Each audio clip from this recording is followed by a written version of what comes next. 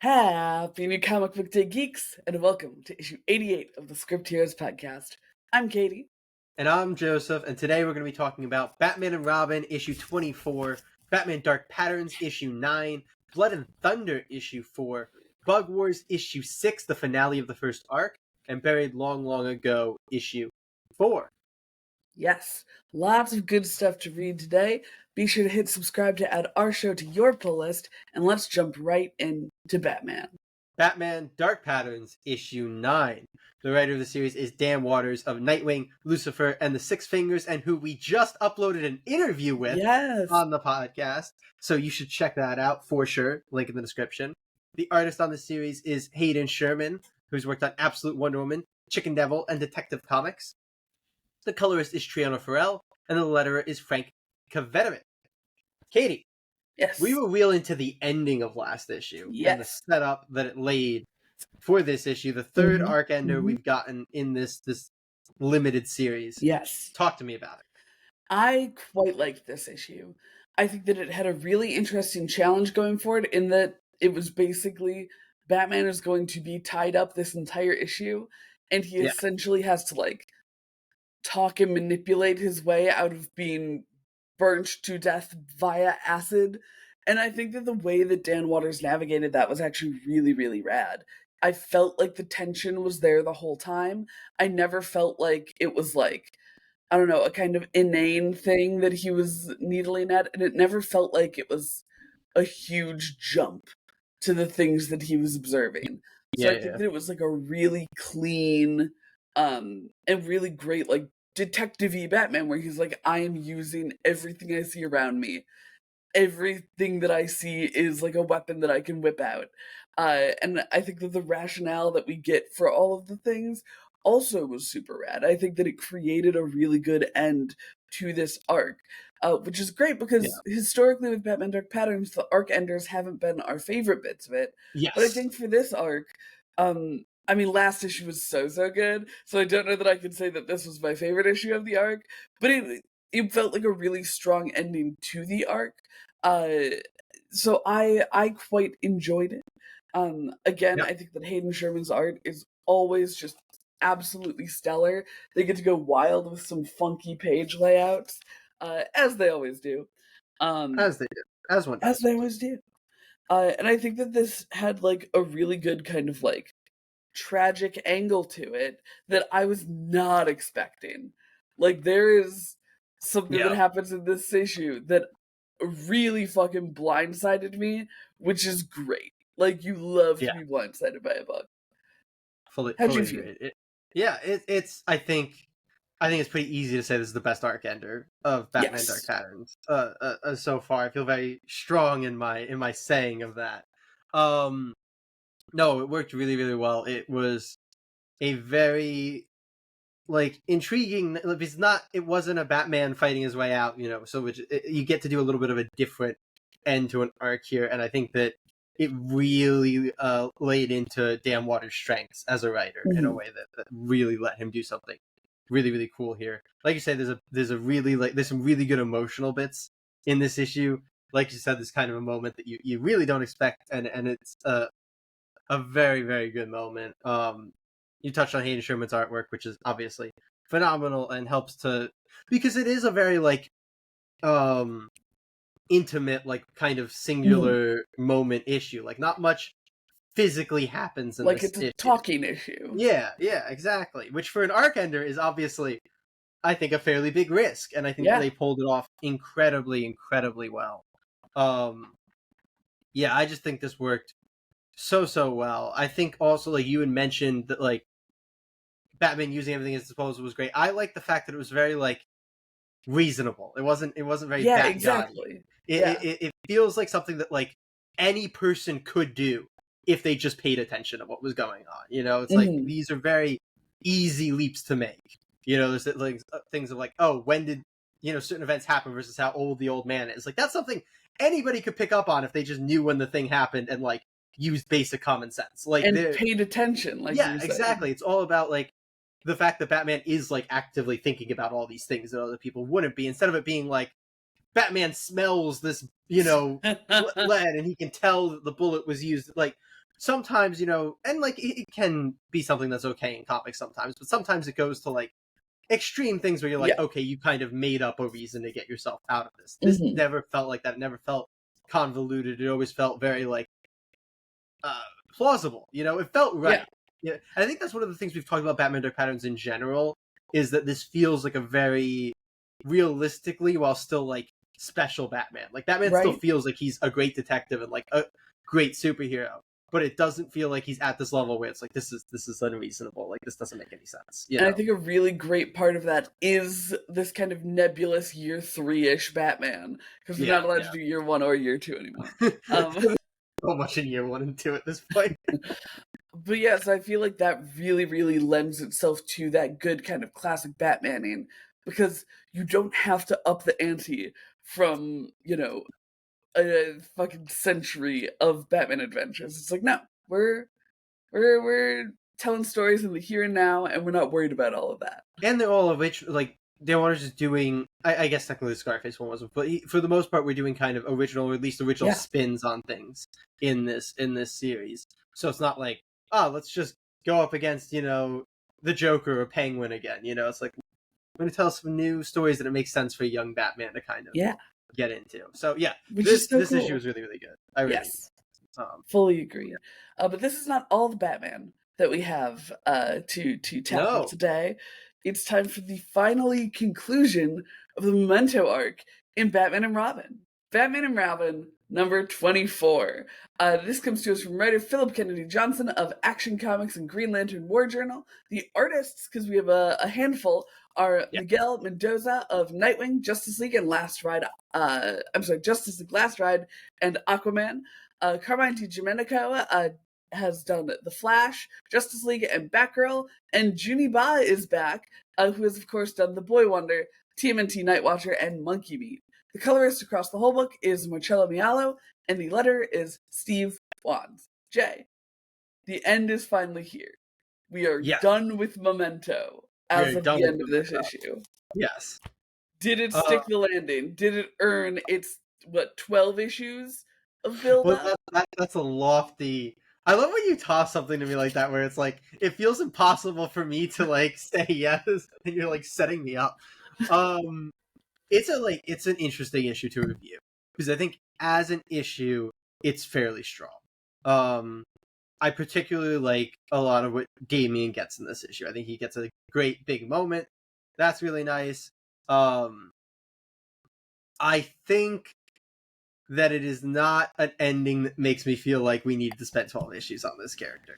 Um, because it's a little bit of an anticlimactic ending. Um, it's a cool issue. I feel like it's an issue that has a lot of because we're in this like dreamy memento Underground space. Yeah, City and the Vestigi yeah, and area. we do all like we get these beautiful visuals of these like memento visions and stuff that are so like interesting to look at, even as Batman's tied up, and that obviously limits so visual thing. But so I feel like it gets that like boost. Damien gets a lot of really cool stuff to do, which I really like. So I feel like as an issue, it's a very enjoyable read. I sat down and I did enjoy reading this issue. But as looking at this arc in totality, I do not understand why we spent a year on Memento. I don't think it was worth it.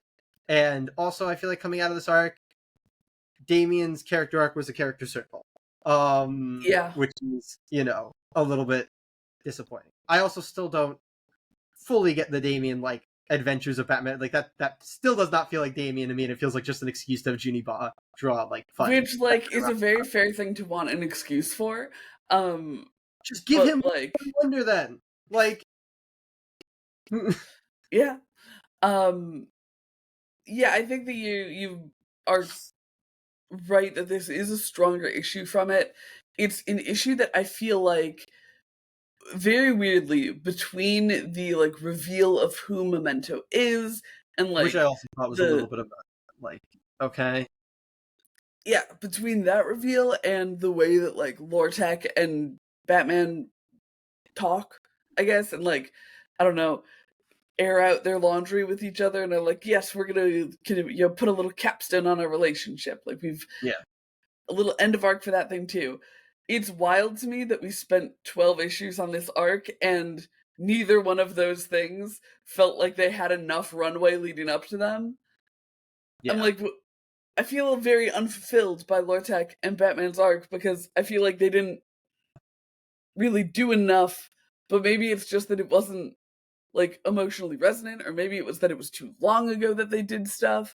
And the reveal about Memento, I'm like, that was, I get it. Like, I It's also understand. weird because of like the placement in when Memento took over this person that I won't spoil. Yeah. Like it just makes it feel very much like it's not a reveal of like, oh, it was this person all along. It's like more like, oh no, it turned into this It person happened after the to thing be that this we person. Yeah, yeah, and like like it, I get that they're going for the like, oh, is Memento real or is Memento just like crazy people?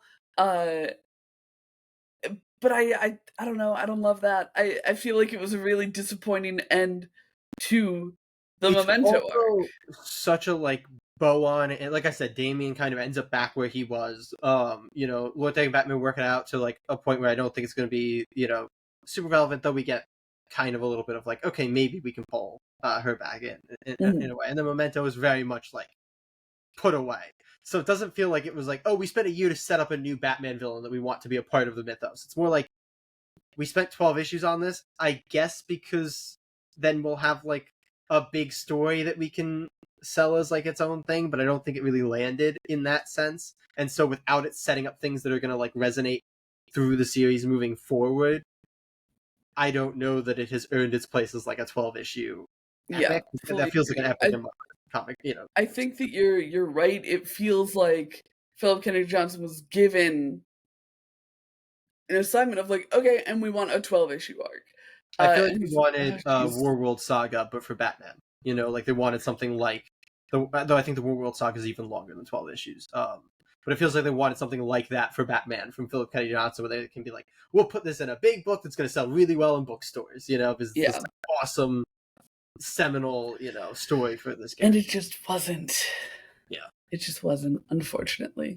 Uh, Um, but dear listeners, dear readers, how do you feel about 12 issue arcs? Because Jay and I have harped on miniseries-itis many a times, yeah. and this, is a step in the longer form direction. And like, it's a part of a larger ongoing series, which we love to see. But how do you feel in general about 12 issue arcs? Do you think that books should be striving for that kind of long form storytelling, or should they be sticking to kind of your 6 issue trades? Let us know your thoughts down below, and we're going to scoot right along to Blood and Thunder. Blood and Thunder issue 4. This is by writer Benito Cereno, who's worked on Invincible Presents Adam Eve and Rexplode, and Hectoplasm. Robert Kirkman has a co-story credit on this book, obviously of Invincible, The Walking Dead, and Void Rivals. The artist is E.J. Sue, who was the artist on Tech Jacket, Cloudfall, and Transformers. The colorist is Masick, and the letter is Russ Wooten. Katie, Mhm. we have quite enjoyed Blood and Thunder up to this point. This is a little bit of like a bottle issue. Yeah, it's a departure. Yeah. So talk to me about our scientist friend and his Yeah, very so rude planet. I'll put it as. it was a little jarring because we were so excited at the end of last issue because the prisoner had escaped on some sort of ship, and we're like, oh, this is like setting up blood to then go and start doing more stuff to chase him down and like maybe work with the galactic cops or whatever. And then we completely depart from that for this Yep. issue. We go to a completely new planet. Yep. So not aboard the like giant floating city in space that we were on Huge. before. Yeah. Um, and our Blood and Thunder and the creature, uh, I'll tentatively say the prisoner don't show up in this issue. Yeah. There's maybe a tease at the very end, but I don't think so. But it could be framed as it. Could Uh, be. could be. Uh, so big change. I still think that Big. it was fun. Like, I feel like this had very it did a really good job of laying the groundwork for what I can only assume is the next arc. Like they're Yeah. like, let's introduce you to this planet. Let's introduce you to what's like going on here.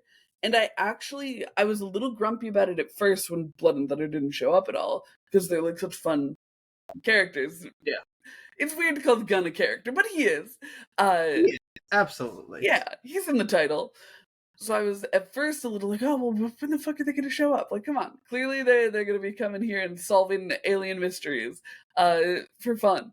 Um, but I actually ended up being like, you know what? No, I dig the time that we took here, and I really like the framing of the mystery through the locals, you know? Like, Yeah. it's not that Blood comes in and starts asking people questions and getting exposition dumped on or anything. It felt a lot more natural. Like, I feel really invested in what's happening in this planet, and I think that's because I wasn't too busy being invested in the characters that I already knew and liked. I'm like, oh, this lets me, like, get into the plot of the next arc, and then we could deal with the character stuff when the characters show up. Yeah. I agree with a decent amount of that. I don't know that I got as invested in this. To me, this was a story that didn't need to be a full issue. And I'm not saying like specifically spending full issue with I mean what we actually covered with these characters in this issue did not feel like a full issue worth of storytelling to me. You know, like there was some exposition, there was some like you said, like we got introduced to locals and stuff. Felt like we hit a lot of the beats again and again in this That's issue. fair. Which when we're not with the characters that we, care about and like are following, to me that just kept being like, oh, okay, so we're really not gonna like go back. Like this is something that I think would have maybe worked better as like an intercut thing where every now and then we jumped over to them in the series as going instead of like a full bottle issue. But we've always talked about like the nice thing about an ongoing is this at least like it doesn't derail anything. Like you can do Right. this and it doesn't hurt the series in the long term at all. But yeah, I think overall it's an interesting story. The introduction of this creature by the locals, Pugma, I think they're called, is what the Pugmai, I like believe. local Pugmai.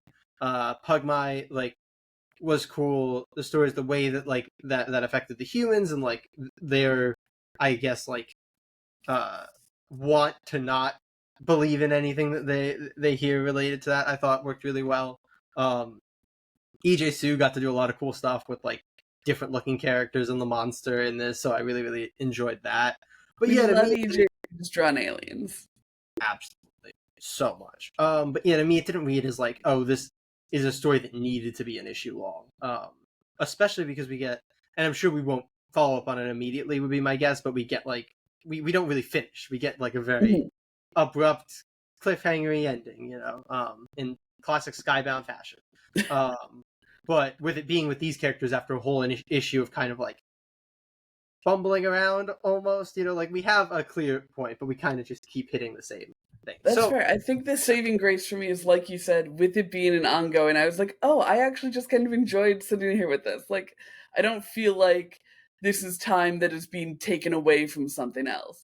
I was happy to sit here with something that, like you said, didn't cover a whole lot of ground, but just kind of like was a fun little reading adventure. I'm like, oh, look at these characters on the page. I bet something bad's gonna happen to them.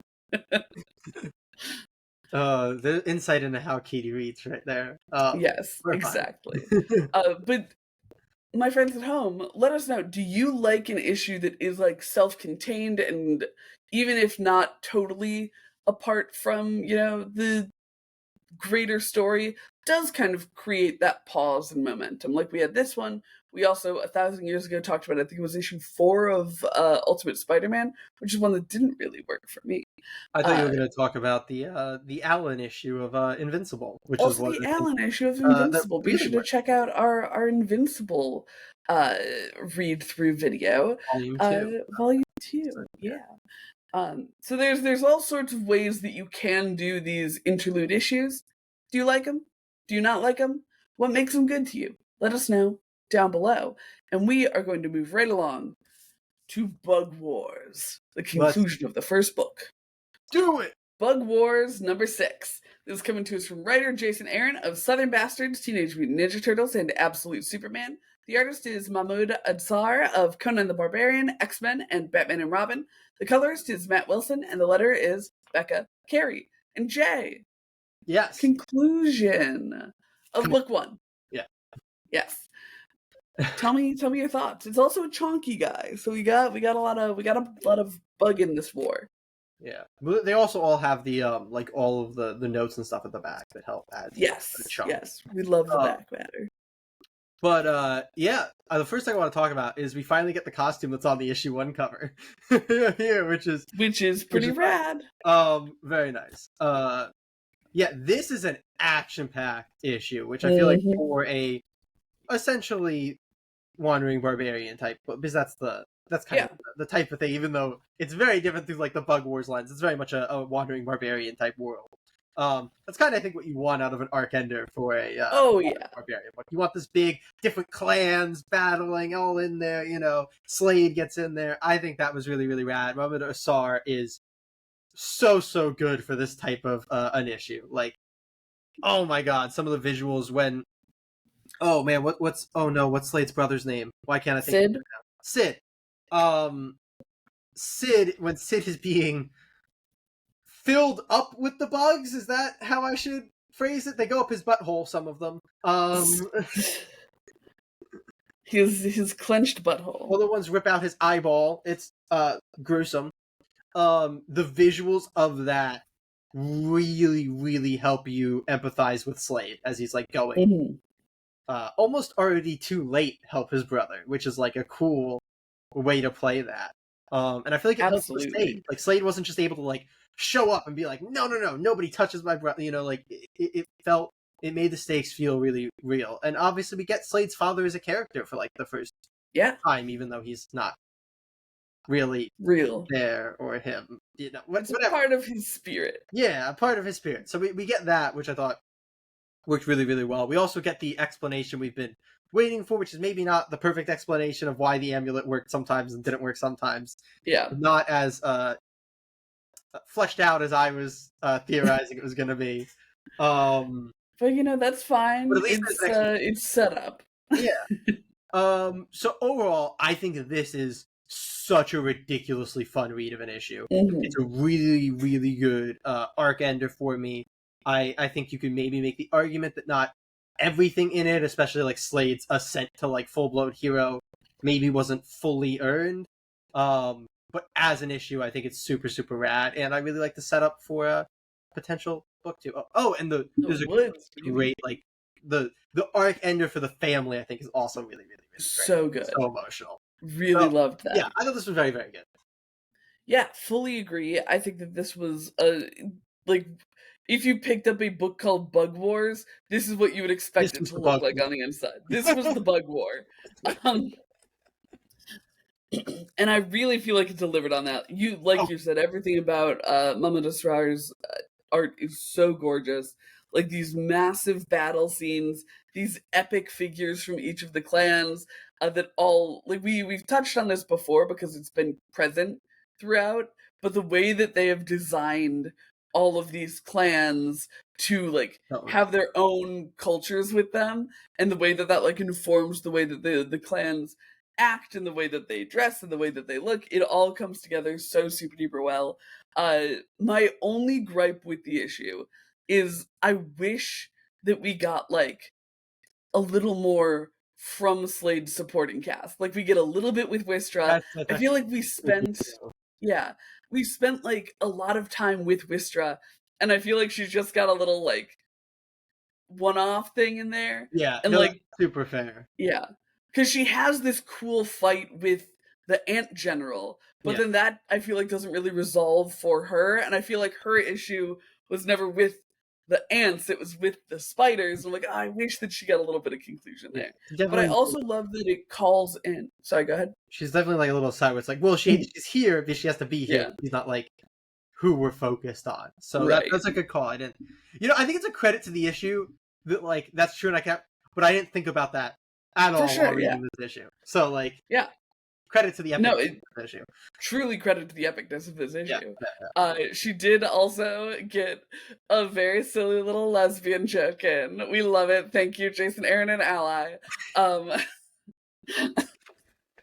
It made me laugh. When someone calls her a man lover because she's helping Slade, and she just goes, "No one's ever called me that before," and I'm like, that was very good, Wistra. That's a joke that I would make. Um, And but yeah, I feel like I really like the setup of I don't remember his actual name, so I'm just gonna call him War Daddy because that's what he wants to be called anyway. I like the inclusion of War Daddy as like kind of a part of their group.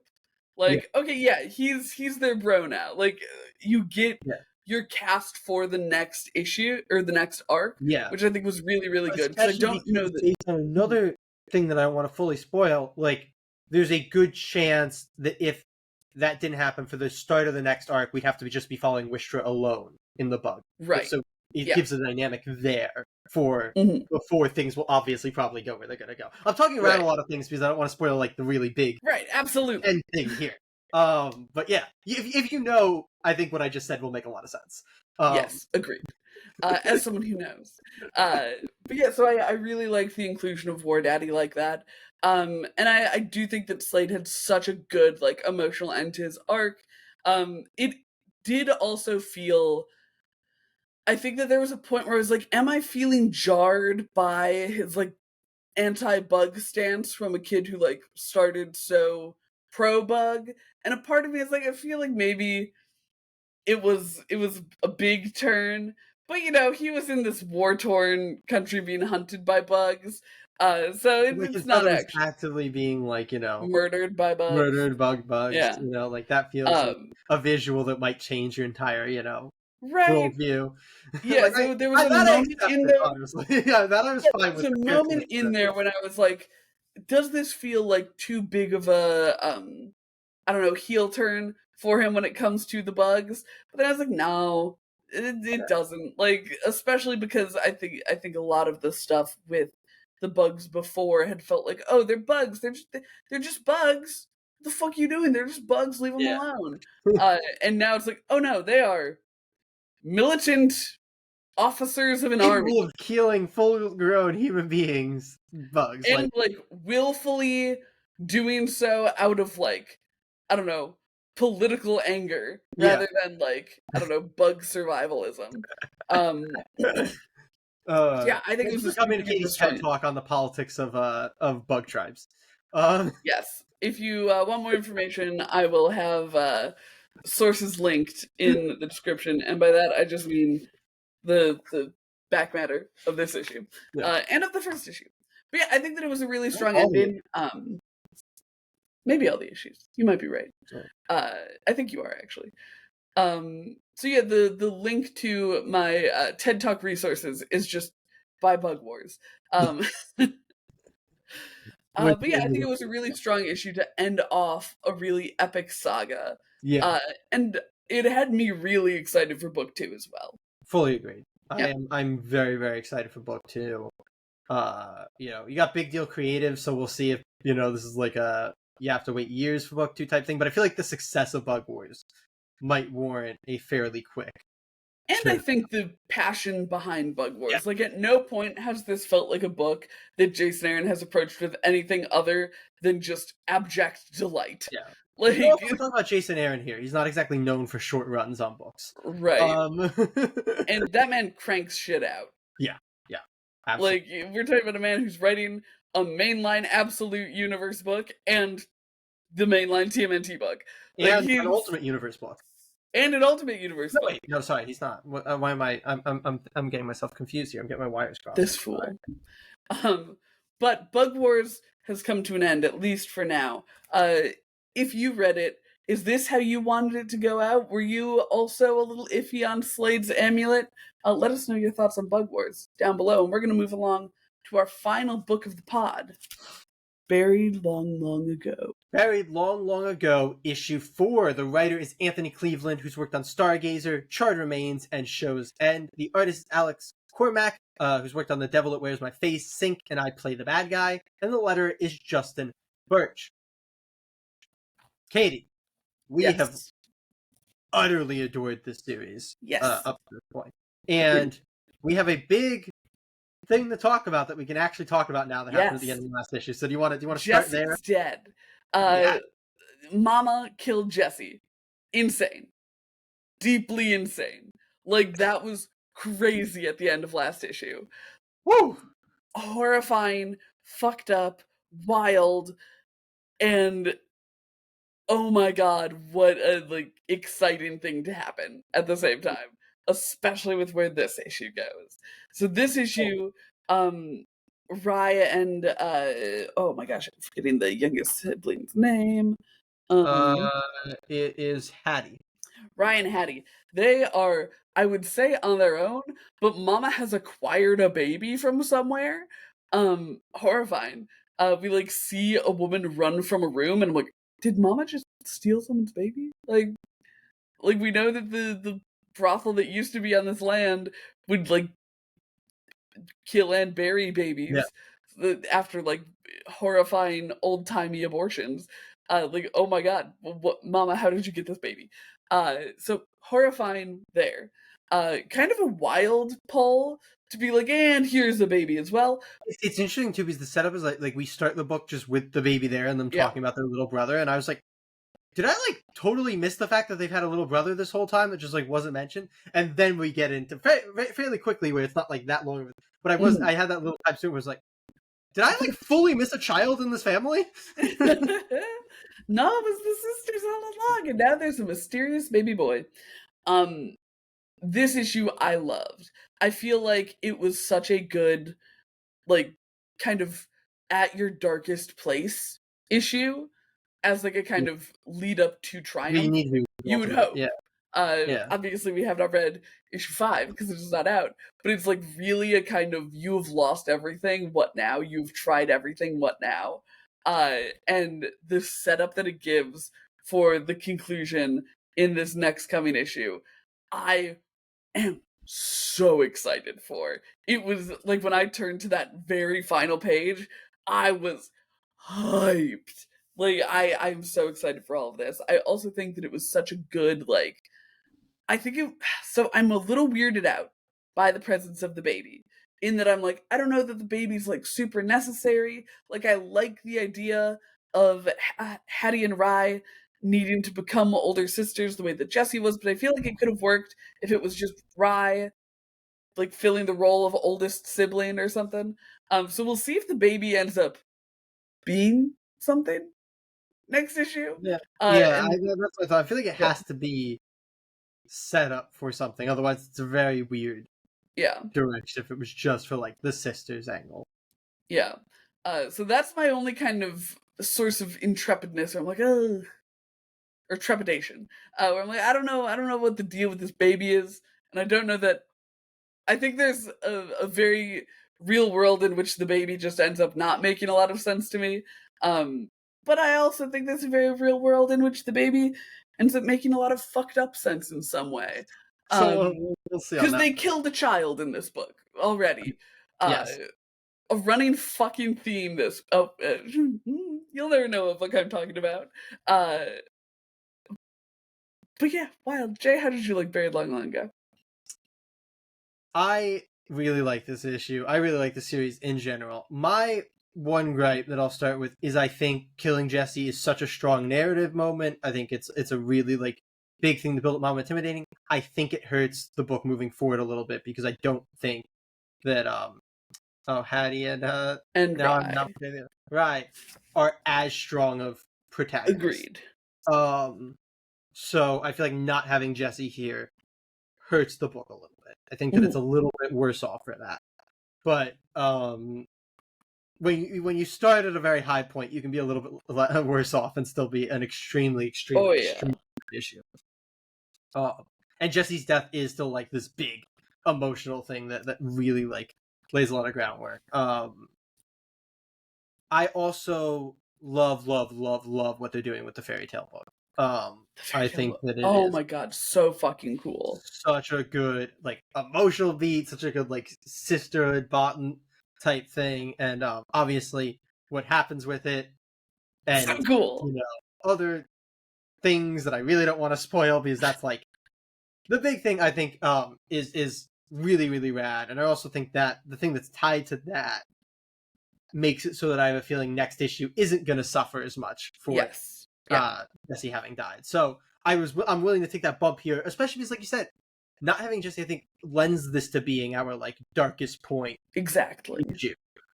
Before we get kind of like the rise up next issue. So I think this is a fantastic penultimate issue. I think this series is so ridiculously good, and I am super excited to see how it concludes. Fully fucking agree. Dear listeners, how do you feel about crazy plot cliffhangers at the end of issues? Is it something that makes you want to pick up the next issue next month, or is it something that frustrates you on a month-to-month book where you're like, God damn it, now I have to wait a month? Or is it a mix of the two? Is that frustration part of the fun? I think it is for me. But we have one more segment. It is time for the pull list rec. Yes. Jay, do you have thoughts on what you will be pulling, listing, and wrecking? 3 separate things. Yeah. Uh, I am torn between 2. I think I have mine, so I'll let you mull. I don't think mine is gonna help you though. Because I really, really loved Batman Dark Patterns this week. I think that this was such a like these last 2 issues of Batman Dark Patterns have been such a high point for the series. It's so Yeah. creative, it's so fun, and it did a lot of the things that I like to see with Batman, and it did them really, really well. So for that reason, it earns my pull list rec. Dark Patterns. That actually did help me because that was one of the 2 that I was Nice. considering. So I am going to give mine to Buried Long Long Ago, issue 4. It's such a good series. Like, I am so ridiculously impressed by this book. I think that if you were ever going to jump and read like an indie book, if you like kind of horror stuff, like this is one that is so Even if you don't love horror stuff, because I'm not a huge horror person, but this is just such a good fucking book. Yeah, it's good. It's good on every level. It's a good character book. If you like sibling stories, it's a really good sibling story. I don't know what other things to say if you like. If you like good, well-written comic books with good art, be as generic as I can. There you go. It's great. It's great. So Paul Buried Long Long Ago, Paul Batman Dark Patterns. And as always, if anything else in this episode sounded interesting to you, you should of course go give that a read as well. And if there's anything you want us to pull in the future, let us know. We are very willing, and we're still at the point where we will basically put anything somebody tells us to put on our pull list. Yes, so, we love looking at new books. But maybe not next week because we have a full fucking roster next week. Oh, yeah. Jay, what are we going to be reading in next week's episode? Yeah, so Drawing Blood's back. Huge, awesome, epic. Excited for Drawing Blood issue 8 next week. We also get to continue with Exquisite Corpses with issue 4. The second issue of the new Skybound series Ghost Pepper that we started last month. The new issue of Hyde Street issue 8. The new issue of Invincible Universe Battle Beast, which has been so outstanding. We're on to issue 4 of that. We get more Nightwing, also by Dan Waters, who obviously got a pull list rec this week, and we just interviewed with issue 129. We have the final issue of Mutant Nation, which we are so upset to see go, but that's exciting. And we have issue 26 of John Layman's Titans run that we've been enjoying so much. So it is not just a full week, it is a full week of like pod favorite books. It is a stacked competitive pull list rec week. It really is. It really is. But if you want something to tide you over in the meantime, we just had an interview with Dan Waters, writer of Nightwing, writer of Batman Dark Patterns, writer of Homesick Pilots, writer of the upcoming Shredder book, and we talked to him about all those things and more. Plenty of questions about the 6 fingers and the 1 hand in there as well. So be sure to check that video out. And Jay, we have a very strange thing happening this weekend. What video is coming this weekend? Let's quickly also though throw in there that if they do check out that Dan Waters video, they have the opportunity to win what, Katie? What are we giving away? Batman, the show must go on. On with the show. On with the show. Batman, Nightwing on. Completely off. The first volume of Dan Waters' run on Nightwing in trade paperback will be being given away to And if one you commenter on that video. That's right. And if you want even more giveaways on the channel, make sure you check out our Absolute Universe Month 10 recap, where we're giving away a first printed copy of Absolute Batman #1. Yes, Yeah. absolutely. But Jay, what's coming this weekend? It's weird for us. Yes, this weekend it is once again time for the wait. Oh no, sorry. This weekend is going to be the main episode. I'm sorry, I forgot we are switching. Right. We're switching our order of things. So yes, this weekend you will be seeing all of those polls that we just described. We will now be uploading our weekly episodes on Fridays instead of on Wednesdays, and not just any Fridays. The Fridays following. Yes. The So, just a couple days after New Comic Book Day. It's a mess of an outro, but that's fine. Yeah, so we'll be trying to be more hip and relevant with the just released polls instead of waiting a full week to post about them. So look forward to that both this week and in the future. And as always, see you next week, Comic Geeks.